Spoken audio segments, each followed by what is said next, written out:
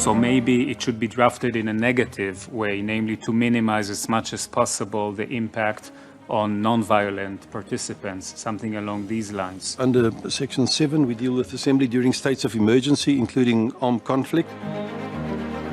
We have all during the last few months seen the volatile demonstrations in places as far apart as Hong Kong, Chile, and Zimbabwe.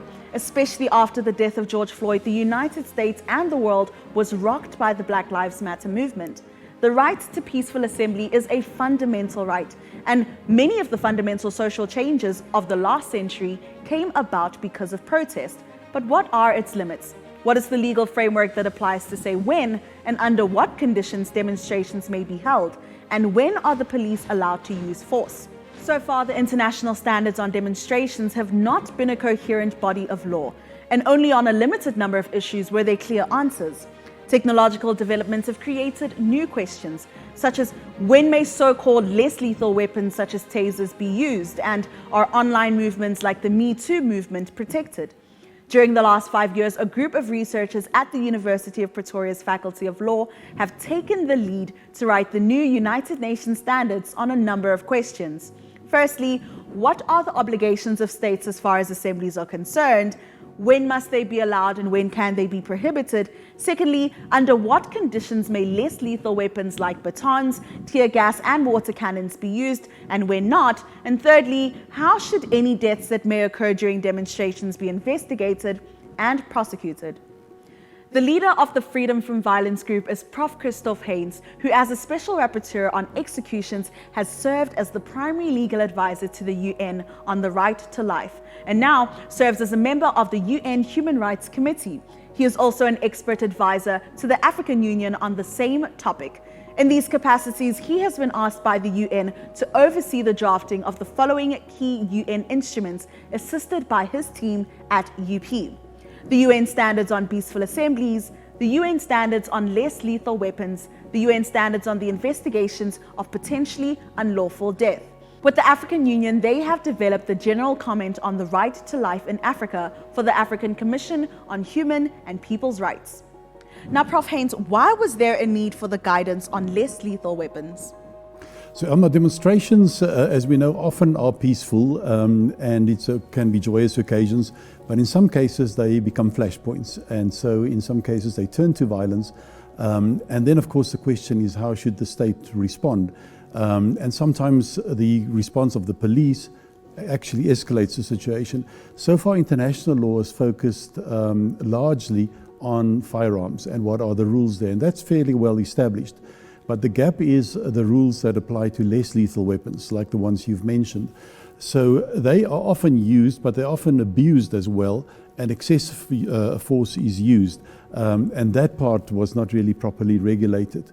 And so we were quite happy then when the UN entrusted us as a number of people who work in this field to develop the standards on this. So we had the opportunity then over the last 3-4 years to meet with police officers, frontline police officers, to meet with international lawyers, medical experts and others who work in this area, and together we then developed this guidance on less lethal weapons. And it then sets out when is it lawful to use a particular weapon and when will it be considered unlawful. And so what is the scope of the guidance for less lethal weapons?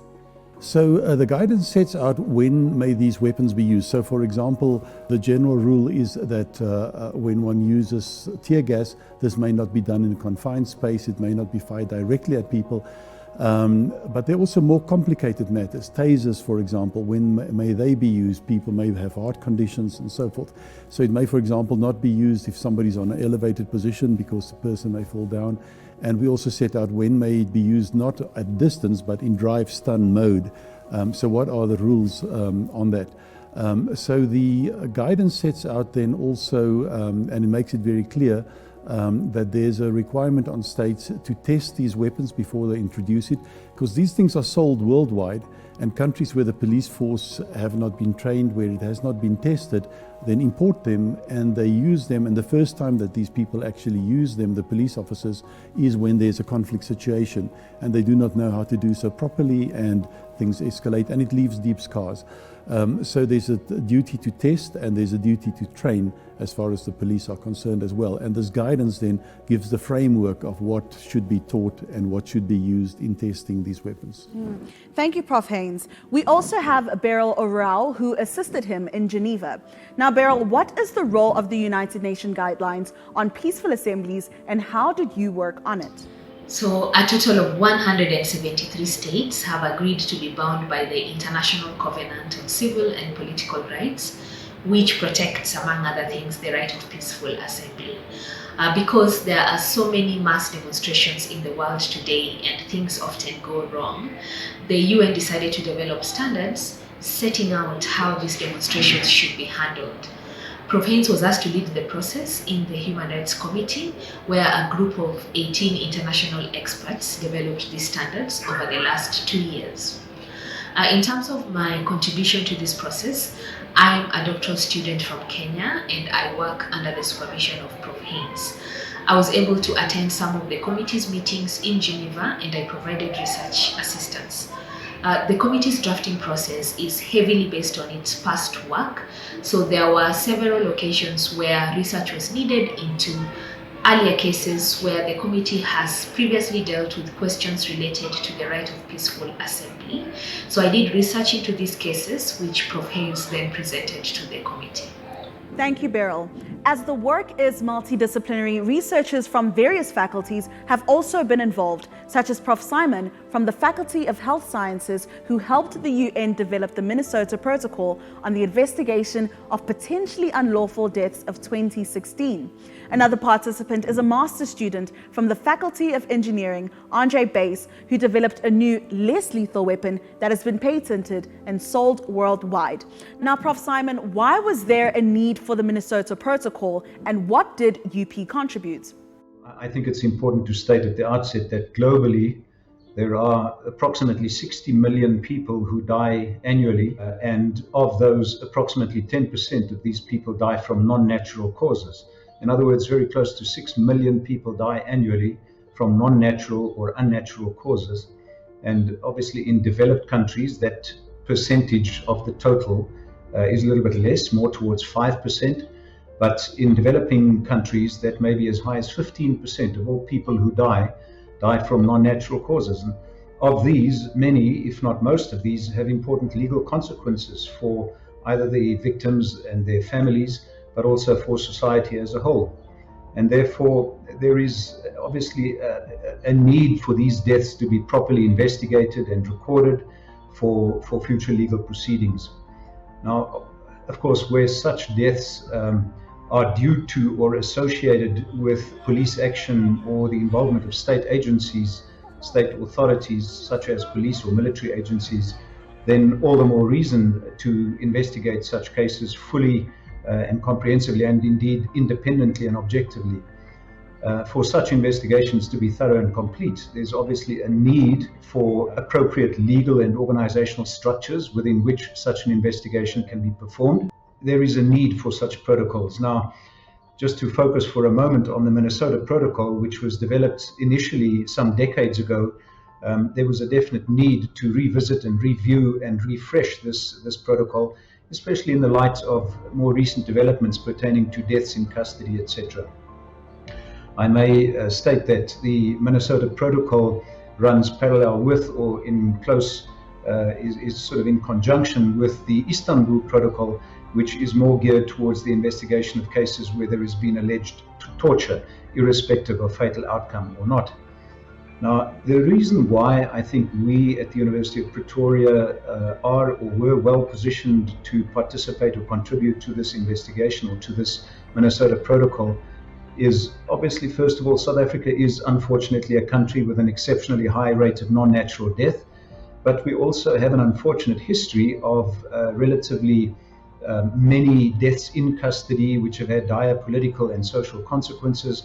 So I think from that perspective, experts and professionals in the field are well positioned to contribute because we have expertise and understanding of this problem from a global and from a regional perspective.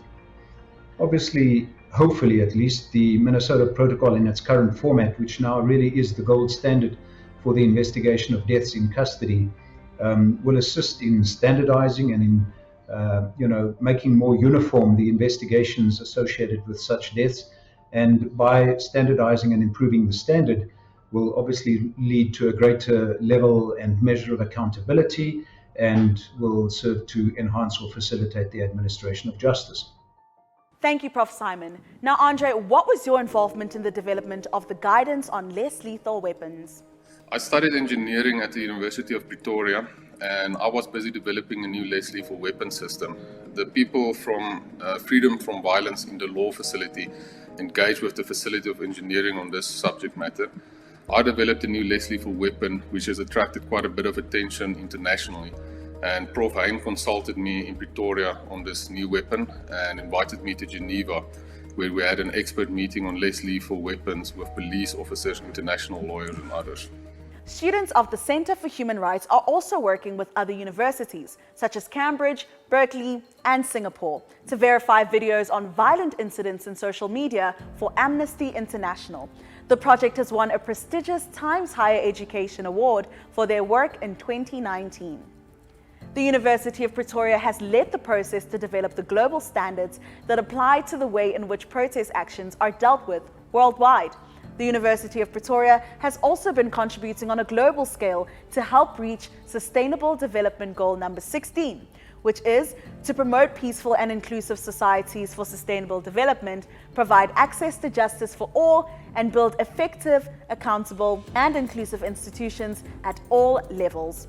We are now going to connect with Dr. Sharath Srinivasan from Cambridge University. Now, Dr. Srinivasan, can you tell us about the collaboration of Cambridge with the Human Rights Committee on the question of online assemblies? So the idea of a right to peaceful assemblies online is obviously an idea that is so pertinent, so important to the times we live in. So in March this year, I was sitting in a hotel in Switzerland with the members of the Human Rights Committee, convened around the question of the General Comment 37 on Article 21 of the International Covenant on Civil and Political Rights. And this convening was addressing various aspects of the final stages of this General Comment. And one of the issues that I had been concerned with, along with colleagues at the Centre of Governance and Human Rights at the University of Cambridge, was this question of, does this right extend to online spaces? How do people come together now to mobilize, to exercise collective voice, to share information, to build solidarity, to express and manifest a movement? Now, that has been a question that has long been crucially important to human rights, crucially important to the stories of democracy, of the modern state. So the question of online assemblies is really a question of our times, and it's a question that has been dealt with in a really robust, clear, and I think landmark way in the General Comment 37. What does it mean to try and think about this right in the context of digital communications and online spaces? What are some of the ways in which it poses challenges to the conventional ways we think about online peaceful assembly? For example, the fact that often people are not participating at the same time in online spaces. They might be part of a group page that is expressing a protest or a petition, but they're coming to it at different times. The fact that these things are no longer sort of temporary in any respect, as you might expect with something like a march or a protest or a sit-in, they can have a lasting legacy.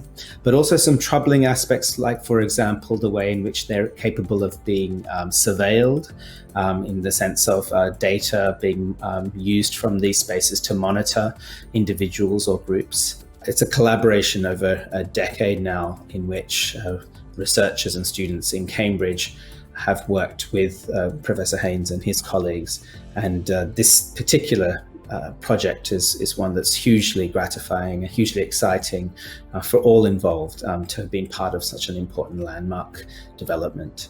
Thank you, Dr. Srinivasan. Our next guest is Mr. Clement Voulet, the United Nations Special Rapporteur on the Right of Peaceful Assembly.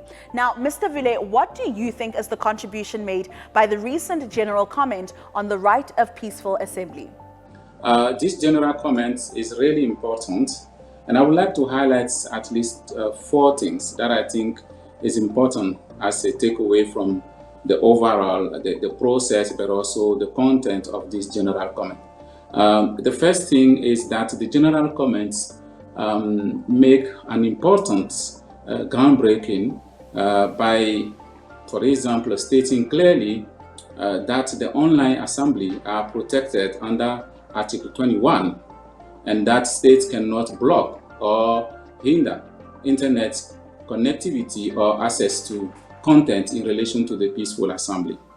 This affirmation is important if we look at how peaceful protests are organized today and how online space become an important tool, but also an important extension of our democratic space. The second thing that is important to also highlight is that this general comment also recognizes many of the standards developed by the mandate of my mandate, which is the freedom of peaceful assembly and association.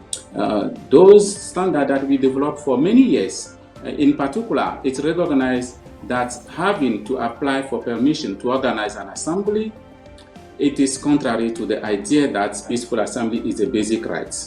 Because we have seen around the world that states are using these tactics to prevent people to exercise their fundamental freedom. And then the third one that I want also to highlight, that you can also see that the general comment is really timely. If you can see that today people are using these rights everywhere to demand justice, to demand end of impunity, to demand democracy, to also express their concern, also their unhappiness about how the government are handling the current COVID-19 crisis, to demand accountability, also to ensure also that people are able to participate in decision making. People are able also to be part, to enjoy their rights as a citizen, meaning to be consulted for the main decision that impact their future. And this is timely because we cannot have a document that is important as such as this one now than any time. Another thing I want also to highlight here is that this general comment also, it was a very, very participatory process. You know, since I took the mandate, the mandate of Peaceful Assembly and Association in 2019, I haven't really worked with any UN body with this kind of collaborative and open-minded. And I want also here to really salute and to really acknowledge the leadership and the open-minded of Professor Christof Heyns. Thank you, Mr. Vule. Looking into the future, Prof, how is this going to be taken forward? So, Amma, these standards work only when people know about them, both states and those who participate in protests. So it must really be a sort of common frame of reference, rule of engagement. So it's very important that this becomes accessible. So the UN is translating it into the various languages, the general comment on assemblies in general, less lethal weapons guidance. The Minnesota Protocol has already been translated into Chinese, Arabic, Spanish, French, and so forth. And so within the UN, we are meeting, we have webinars with all the UN officers worldwide who assess these demonstrations. And so over the next 2 months or so, I'll be participating in those. Also, NGOs are very much involved in this. So the large NGOs in the world are promoting the general comment. They are developing guidances to make it more accessible to NGOs and people who lead demonstrations. And they are also translating it into different languages, making videos about that. And then in the last place, what I hope we can do, and I've been talking to our engineering people and others as well, is to develop some kind of augmented reality simulation of a demonstration where you act as if you're a police officer and you see people demonstrating and you have to decide when to use force. And obviously we program these things into those augmented reality training simulation tools. And so we're hoping to develop that in the next couple of years. Okay. And so, Prof, this is a more personal question. I am originally from Cameroon, and I'd be really curious to find out how applicable and feasible you think less lethal weapons can be used in an African context where we see lethal weapons being used in Zimbabwe and Cameroon and in other countries in Africa. Yes, so in Cameroon and in Togo, our students who work on the digital verification core, they analyze a lot of the video material that people take with their cell phones and so forth to authenticate whether it really happened. But on the question of weapons themselves, so I visited Zambia, for example, to see what sort of weapons they have. And the day when I arrived, they had either machine guns or they had batons. And the day when I arrived, they got their water cannons there.